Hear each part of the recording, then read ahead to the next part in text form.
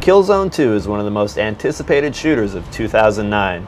We just got the final review code here at IGN, and I'm joined by Jeff Haynes of the PlayStation team to take a closer look.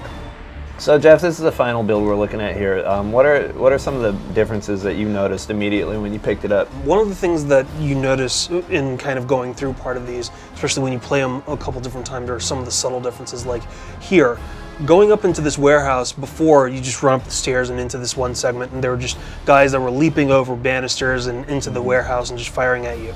Instead, this time, if I go up the stairs and I can take it fast or slow, the thing that you notice is that these guys are just sitting here, they're talking about everyday things. It seems like they're just talking about parts of the war, stuff like that. I could go in there guns blazing, or I could just take a grenade, throw it into the center, get the fight going, and you know, it's game on. But it does give you a sense that like the designers are trying to give every side of the battle some kind of sense of humanity, something that is just, you know, normal affairs of soldiers going into a fight and having some downtime, thinking they're okay, and all of a sudden they wind up getting ambushed.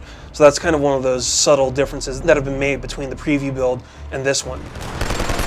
Some of it also winds up playing out a little bit cleaner too, because you can tell that some of the segments are a little bit touched up or refined. I mean, I think one of the things that we wound up doing in the previous segment was we wound up doing a wall spray test. And even though that still is essentially the exact same, one of the things that you do pick up on are some of the lighting passes that have been done, some of the lens flares that happen that are a little bit starker in this build than they were in the previous build, or some of the shadows. Like on this wall, you could tell that some of them were a little bit blurrier in the previous one. They're cleaner now, they're sharper, they've been optimized so that it actually looks like a cinematic experience than the preview build.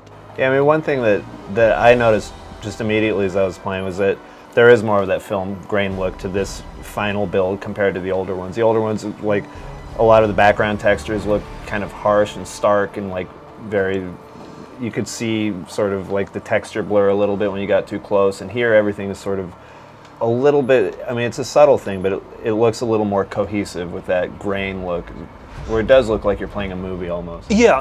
I mean, I think that part of it is, you know, you want to kind of show off essentially the tech and what the levels are and what they look like.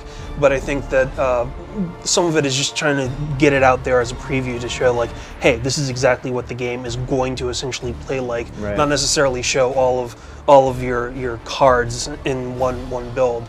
All right, well, there you have it. That's a look at some of the bigger differences that have changed in Killzone 2 as it's gone from pre-alpha to alpha to beta and now to the final review build.